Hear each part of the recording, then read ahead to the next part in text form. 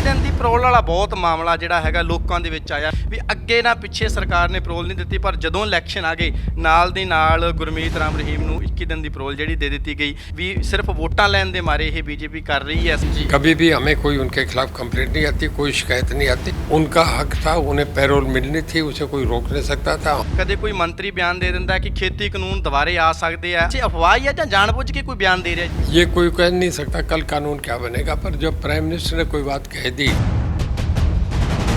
ਵੀ Aam Aadmi party ਦੀ ਧੜੱਲੇਦਾਰ ਜਿੱਤ ਹੋਈ ਹੈ ਪੰਜਾਬ ਦੇ ਵਿੱਚ ਤੇ ਹੁਣ ਸੈਂਟਰ ਸਰਕਾਰ ਨੂੰ ਕਿਤੇ ਡਰ ਲੱਗਦਾ ਹੈ ਕਿ ਪੰਜਾਬ ਤੋਂ ਬਾਅਦ ਅਗਲਾ ਨੰਬਰ ਹਰਿਆਣੇ ਦਾ ਆ ਰਿਹਾ ਹੈ। 300 यूनिट ਕਹਿੰਦੇ ਅਸੀਂ ਪਹਿਲੇ फ्री करने जा रहे हैं ਹੁਣ। अब मेरे से 15 दिन बाद पंजाब की बिजली की बात करना, मैं आपसे बताता हूँ 300 यूनिट कम करने, तो 15 दिन बाद मैं आपसे कहूँगा कि क्या हो रहा है। ਇਹੋ ਜਿਹਾ ਰਣਜੀਤ ਸਿੰਘ ਚੌਟਾਲਾ ਦੇ ਵਿੱਚ ਨਰਿੰਦਰ ਮੋਦੀ ਨੇ ਕੀ ਪਛਾਣ ਕਰ ਲਈ ਜਾਂ ਖੱਟਰ ਸਾਹਿਬ ਨੇ ਕੀ ਪਛਾਣ ਕਰ ਲਈ ਜਿਹੜੀ ਕਾਂਗਰਸ ਨੂੰ ਪਤਾ ਹੀ ਨਹੀਂ ਲੱਗਿਆ ਵੀ ਐਡਾ ਵਧੀਆ ਬੰਦਾ ਸਾਡੇ ਕੋਲੇ ਤੇ ਉਹਨਾਂ ਨੇ ਟਿਕਟ ਨਹੀਂ ਦਿੱਤੀ, ਆਜ਼ਾਦ ਉੱਡ ਕੇ ਤੇ ਬੰਦਾ ਬੀਜੇਪੀ 'ਚ ਵੜ ਗਿਆ ਤੇ ਐਡੇ ਵਧੀਆ ਮਹਿਕਮੇ ਲੈ ਗਿਆ। ਕੀ ਇਹੋ ਜੀ ਗੱਲ ਕੋਈ ਪਹਿਲਾਂ ਹੀ ਹੋ ਗਈ ਸੀ ਜਾਂ ਕੀ ਚੱਕਰ ਬਣਿਆ ਜੀ?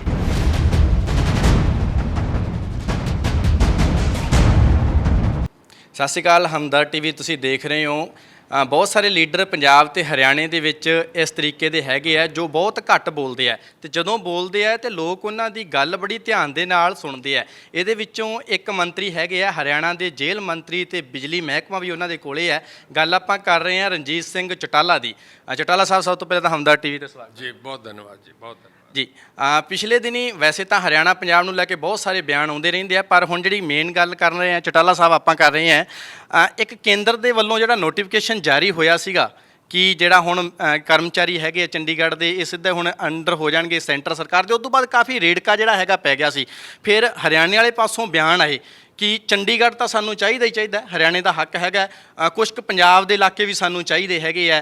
ਫਿਰ ਉੱਧਰਲੇ ਪਾਸਿਓਂ ਜਿਹੜੇ ਬਿਆਨ ਆਉਣ ਲੱਗੇ ਪੰਜਾਬ ਦੇ ਚੋਂ ਕੁਛ ਹਰਿਆਣੇ ਦੇ ਇਲਾਕੇ ਸਾਨੂੰ ਚਾਹੀਦੇ ਆ।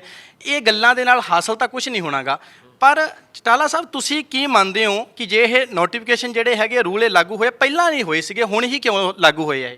मैं एक आपसे बात बताऊँ कि बहुत लोगों को पता नहीं है क्या मामला था।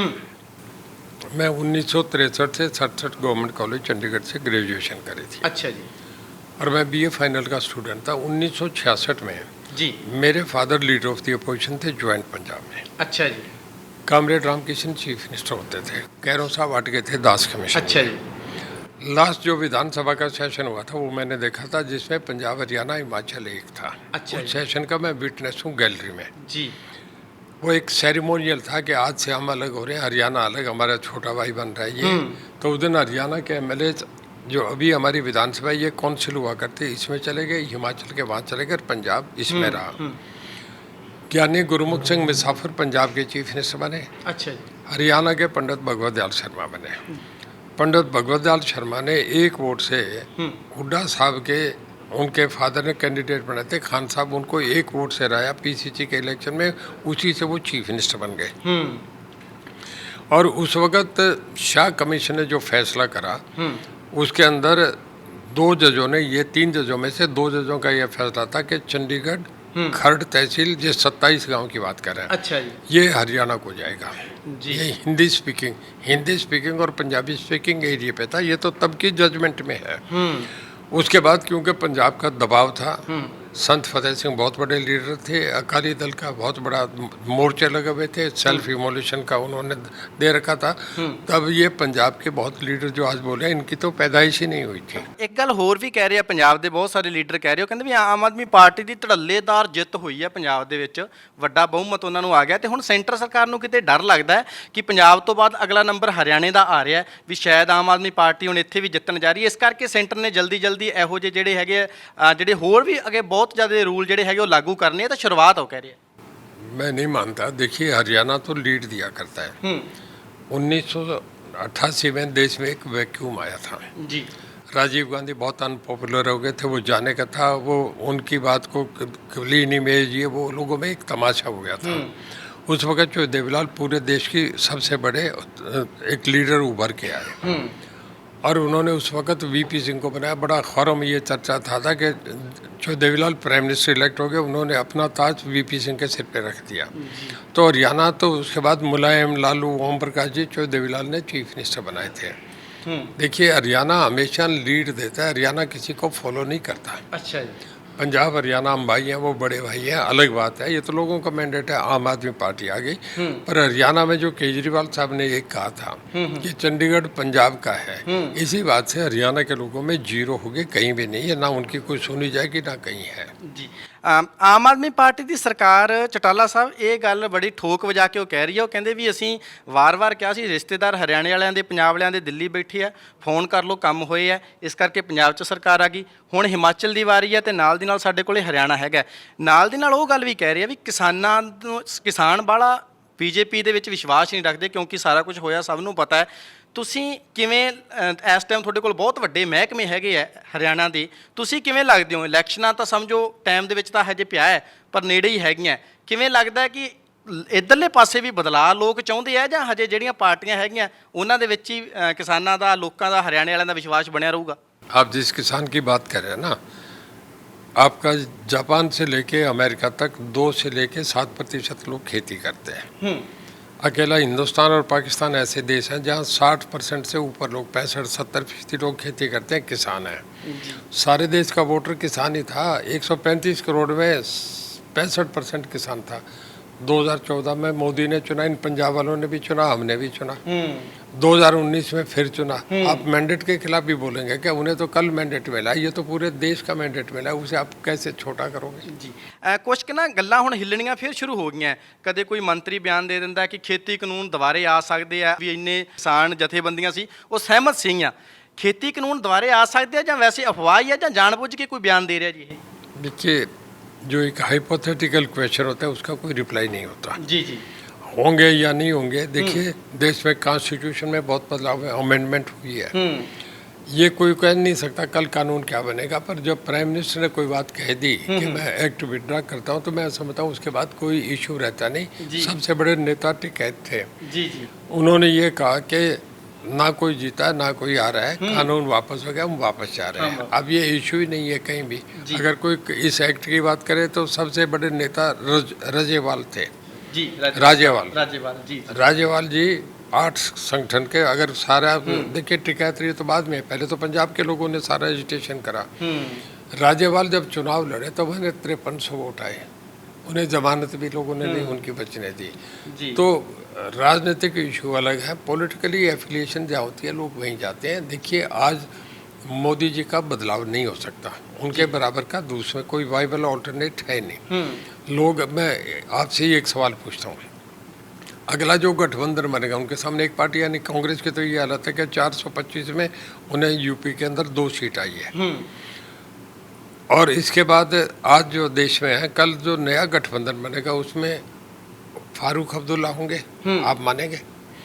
उसमें आसाम गण परिषद होगी, उसमें झारखंड मुक्ति मोर्चा होगा, उसमें लालू जी का बेटा होगा, उसमें मुलायम सिंह का बेटा होगा, उसमें ममता बनर्जी होगी, उसमें केजरीवाल होंगे, उसमें भगवंत मान होगा, उसमें शरद पवार होगा, उसमें डीएमके होगी, अन्ना डीएमके होगी, बीजू जनता दल होगा, उसमें ठाकरेज होंगे। इतनी 40 पार्टियों का जब गठबंधन आता है ना तो देश 20 साल पीछे जाता है। इस बात को अगर आप इनकार करते हैं तो मुझे बता दो। स्टेबल गवर्नमेंट चाहिए, आज लोग स्टेबिलिटी का वोट डालते हैं, कोई मोदी जी का दूसरा कोई ऑल्टरनेट नहीं है। ਚਟਾਲਾ ਸਾਹਿਬ 2-3 ਸਵਾਲ ਮੈਂ ਹੋਰ ਲਵਾਂਗਾ। ਇੱਕ ਨਾ ਖਾਸ ਤੌਰ ਤੇ ਹੁਣ ਆਮ ਆਦਮੀ ਪਾਰਟੀ ਪੰਜਾਬ ਦੇ ਵਿੱਚ 300 ਯੂਨਿਟ ਉਹ ਕਹਿੰਦੇ ਸਾਡੀ ਗਰੰਟੀ ਵੀ ਸੀ ਤੇ ਅਸੀਂ ਹੁਣ ਜਲਦੀ ਇਹ ਫ੍ਰੀ ਕਰਨ ਜਾ ਰਹੇ ਹਾਂ, ਇਹਦਾ ਐਲਾਨ ਕਰ ਰਹੇ ਹਾਂ। ਉਹ ਜਾਨੀ ਕਿ ਜਿਹੜੀਆਂ ਪਹਿਲਾਂ ਉਹ ਗਰੰਟੀਆਂ ਦਿੰਦੇ ਸੀਗੇ ਇਲੈਕਸ਼ਨ ਤੋਂ ਪਹਿਲਾਂ, ਹੁਣ ਉਹ ਕਹਿੰਦੇ ਅਸੀਂ ਪੂਰੇ ਵਾਅਦੇ ਕਰਨ ਜਾ ਰਹੇ ਹਾਂ। 300 ਯੂਨਿਟ ਉਹ ਕਹਿੰਦੇ ਅਸੀਂ ਪਹਿਲੇ ਫ੍ਰੀ ਕਰਨ ਜਾ ਰਹੇ ਹਾਂ ਹੁਣ। ਤੇ ਹਰਿਆਣਾ ਦੇ ਵਿੱਚ ਫਿਰ ਜੇ ਜਿਹੜਾ ਬਿਜਲੀ ਮਹਿਕਮਾ ਜਿਹੜੇ ਮੰਤਰੀ ਕੋਲੇ ਉਹ ਕੀ ਕਹੂਗਾ ਜੀ? मैंने आपसे बताया कि हम पंजाब को कभी फॉलो नहीं करते जी। हम अपना फाइनेंशियली इम्प्लीकेशंस का, हम अपने बजट अपनी जेब देख के करेंगे। हमारा काम ये है कि हम 12 रुपये यूनिट भी महंगी ले रहे हैं पर लोगों को बिजली में तंग नहीं होने दे रहे।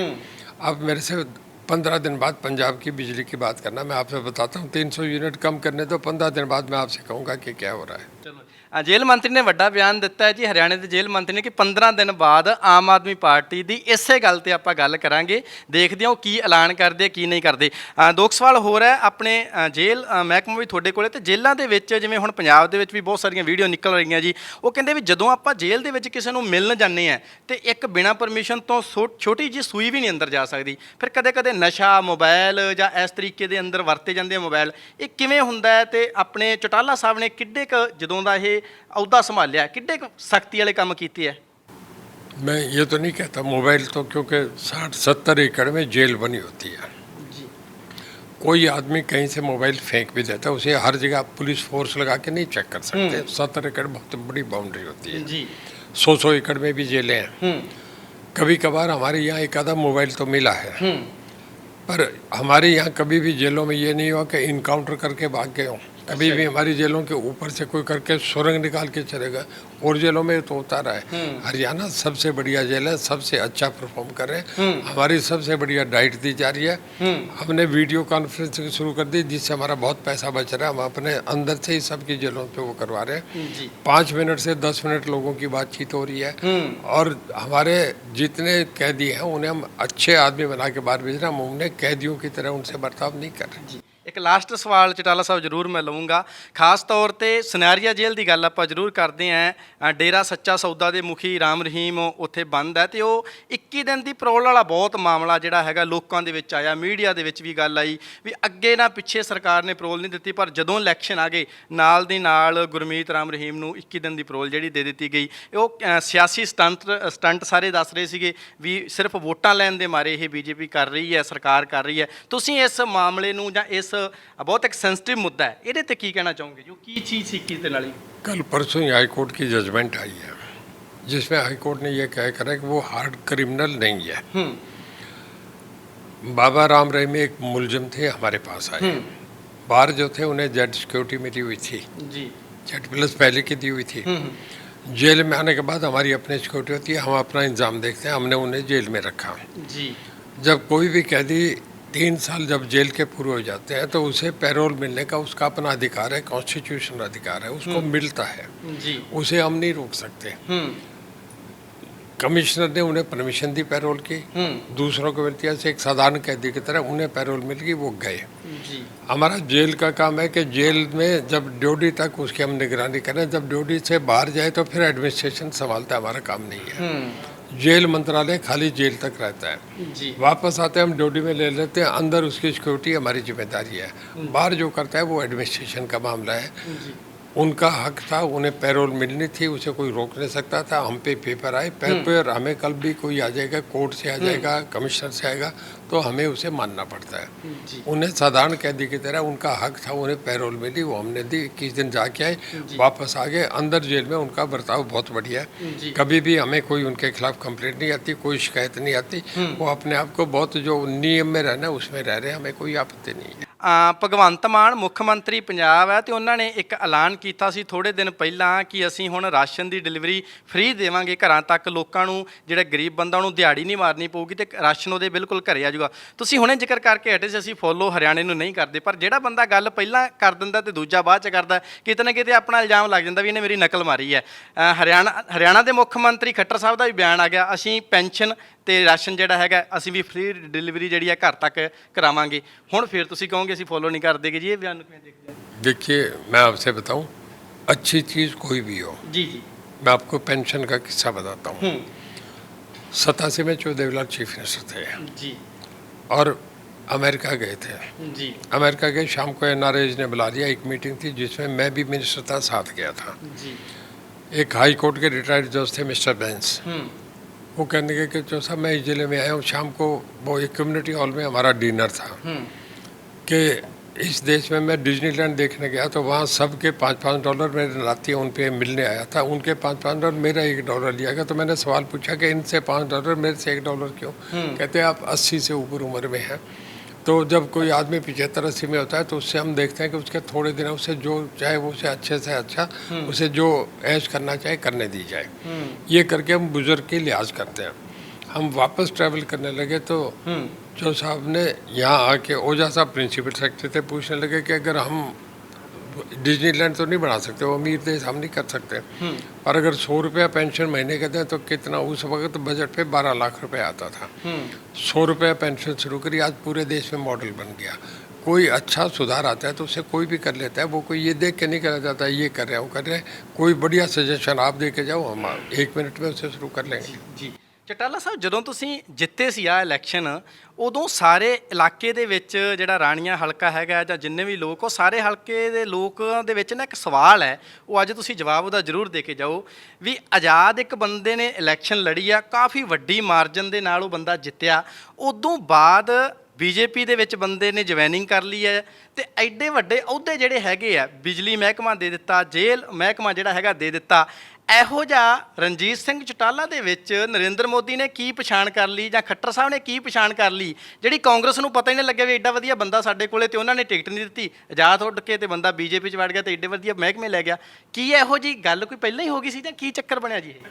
ये तो मुख्यमंत्री जी से पूछो, कोई देखा है तो उन्होंने देखा है। मैं तो वही रणजीत सिंह हूँ जो जब वहाँ चुनाव लड़ा, जो कह के आया वो भी, और आज भी वही हूँ। ਜੀ ਜੋ ਵਾਰ-ਵਾਰ ਅਸੀਂ ਪਹਿਲਾਂ ਹੀ ਦੱਸਦੇ ਸੀ ਚਟਾਲਾ ਸਾਹਿਬ ਜਿਹੜੀ ਗੱਲ ਨਹੀਂ ਦੱਸਣੀ ਚਾਹੁੰਦੇ, ਹਾਲਾਂਕਿ ਉਹਦਾ ਜ਼ਿਕਰ ਗੋਲ ਮਟੋਲ ਕਰ ਜਾਂਦੇ ਆ, ਪਰ ਇੱਕ ਗੱਲ ਜਿਹੜਾ ਬਿਆਨ ਇਹਨਾਂ ਨੇ ਦਿੱਤਾ ਹੈ ਕਿ 15 ਦਿਨਾਂ ਤੋਂ ਬਾਅਦ ਜਿਹੜੇ ਅੱਜ ਐਲਾਨ ਕਰ ਰਹੇ ਆ ਕਿ 300 ਯੂਨਿਟ ਅਸੀਂ ਫ੍ਰੀ ਕਰ ਦਾਂਗੇ ਬਿਜਲੀ, 15 ਦਿਨਾਂ ਤੋਂ ਬਾਅਦ ਚਟਾਲਾ ਸਾਹਿਬ ਦਾ ਕਹਿਣਾ ਹੈ ਕਿ ਹਕੀਕਤ ਕੁਝ ਹੋਰ ਹੋਊਗੀ, ਆਪਾਂ ਗੱਲ ਬਾਅਦ ਦੇ ਵਿੱਚ ਕਰਾਂਗੇ। ਨੰਬਰ 2 ਇਹਨਾਂ ਨੇ ਕਿਹਾ ਸੀ ਅਸੀਂ ਫੋਲੋ ਨਹੀਂ ਕਰਦੇ ਹਰਿਆਣੇ ਨੂੰ, ਜਿਹੜੀਆਂ ਵਧੀਆ ਚੀਜ਼ਾਂ ਉਹ ਕਰਨੀਆਂ ਚਾਹੀਦੀਆਂ ਸਭ ਨੂੰ। ਸੋ ਚੰਡੀਗੜ੍ਹ ਤੋਂ ਕੈਮਰਾਮੈਨ ਅਮਨ ਦੇ ਨਾਲ ਮੈਂ ਗੁਰਵਿੰਦਰ ਬਰਾੜ, ਹਮਦਰ ਟੀਵੀ।